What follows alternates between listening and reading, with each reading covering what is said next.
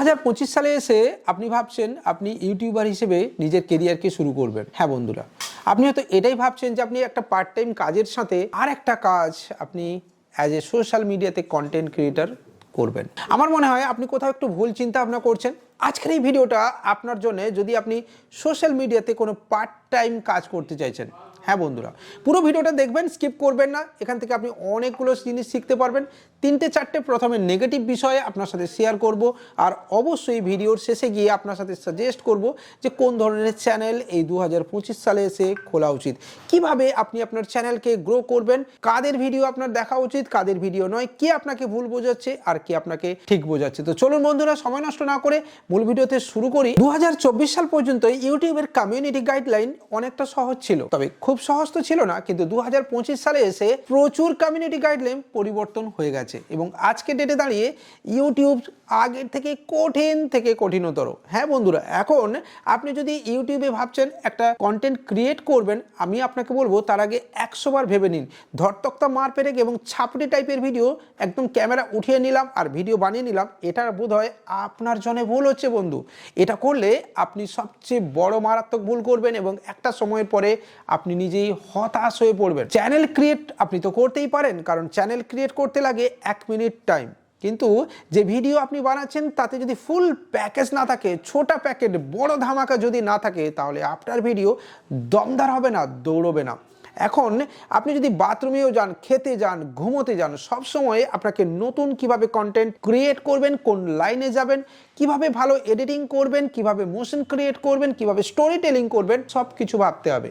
হ্যাঁ বন্ধুরা, তাই এই নতুন বছরে ইউটিউব কিন্তু আগের থেকে কঠিন। একটা সময়ে কিছুদিন আগে পর্যন্ত অনেক বড় বড় ক্রিয়েটার বা এখনো পর্যন্ত অনেক বড় বড় ক্রিয়েটার আপনাকে এই সাজেস্ট করবে যে আপনি একটা পার্ট টাইম কাজের সাথে একটা ইউটিউবের ভিডিও বানাতে পারেন, ফেসবুক পেজও ক্রিয়েট করতে পারেন। কিন্তু বন্ধু, আপনি যদি এটা ভাবছেন যে পার্ট টাইম কাজের সাথে সাথে এটাকে চালিয়ে নিয়ে যাবেন, তাহলে আপনার জন্য এটা বড় মিস্টেক।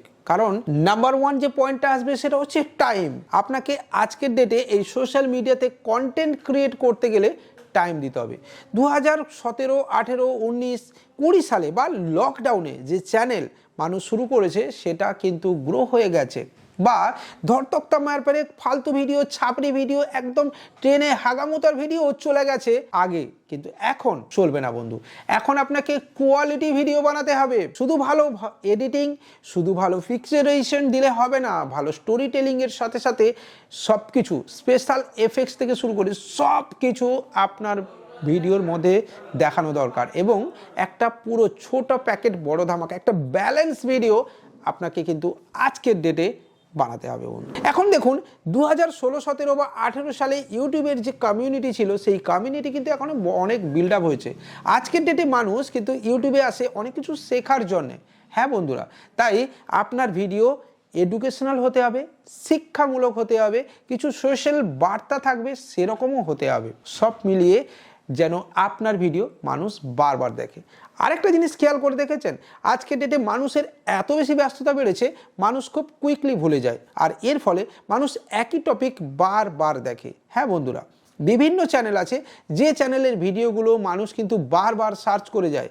কিভাবে রান্না করবে, কিভাবে নতুন অ্যাকাউন্ট খুলবে, কিভাবে একটা বিজনেস গ্রো করবে, কিভাবে তার সব তৈরি করবে, সব ধরনের ভিডিও কিন্তু নতুনভাবে তারা কন্টিনিউয়াসলি দেখতে থাকে। তাই এখানে আপনাকে টাইম দিতে হবে, আপনার ভিডিও প্রপারলি বানাতে হবে। আপনি যদি বড় বড় ক্রিয়েটারের ভিডিও দেখেন, এখন যদি আপনি বঙ্গাই থেকে শুরু করে সিনেবাব বা যে কোনো ধরনের কন্টেন্ট ক্রিয়েটারের ভিডিও দেখেন, তাহলে দেখবেন তারা কিন্তু আর ডেলি একটা ভিডিও দিচ্ছে না, তারা দিচ্ছে কোয়ালিটি ভিডিও। অর্থাৎ একটা ভিডিও 15 দিন অন্তর বা 2 সপ্তাহ অন্তর, এবং সেখানে অবশ্যই দেখবেন তার সব কিছু স্টাইল মেনটেন করছে। হ্যাঁ বন্ধুরা, কোয়ালিটি থেকে পিকচারাইজেশন থেকে এডিটিং সব কিছু মিশিয়ে দিচ্ছে তার ওই একটা 15 মিনিট বা 20 মিনিটের ভিডিওর মধ্যে। তাই এগুলো করতে গেলে বন্ধু টাইম তো আপনাকে দিতে হবে, এবং দিতে হবে তার সাথে সাথে পয়সাও। এখানে যদি আপনি কন্টেন্ট ক্রিয়েট করতে চান, তাহলে আপনাকে অ্যাজ এ কন্টেন্ট ক্রিয়েটারই হয়ে আসতে হবে এবং ভেবে নিতে হবে আগামী 5 বছর আপনি অ্যাজ এ কন্টেন্ট ক্রিয়েটার হিসেবেই কাজ করবেন। আবার 5 বছর পরে ইউটিউবের এই কমিউনিটি যে চেঞ্জ হচ্ছে সেটাও আপনাকে মাথায় রাখতে হবে।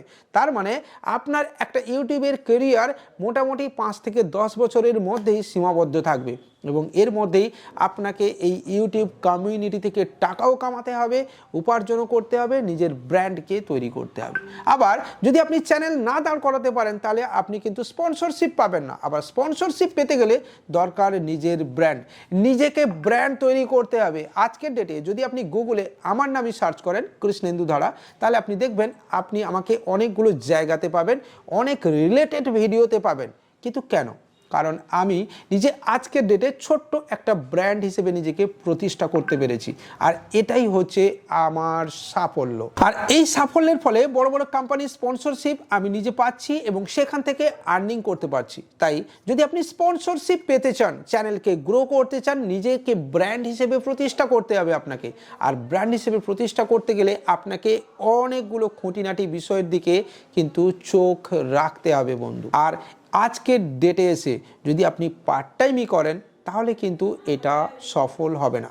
গুগলে সবচেয়ে বেশি সার্চ হয় how make money, how create a podcast, how make a রান্না, অনেক কিছু কিন্তু চ্যানেল সার্চ হয়। তো সেখানে এই হাউ দিয়ে যে সার্চ হয় এটা সবচেয়ে বেশি সার্চ হয় এবং এই ধরনের চ্যানেল কিন্তু কুইকলি গ্রো করে। তাহলে বন্ধু, ইউটিউব এই 2025 সালে আপনার জন্য আরও কঠিন।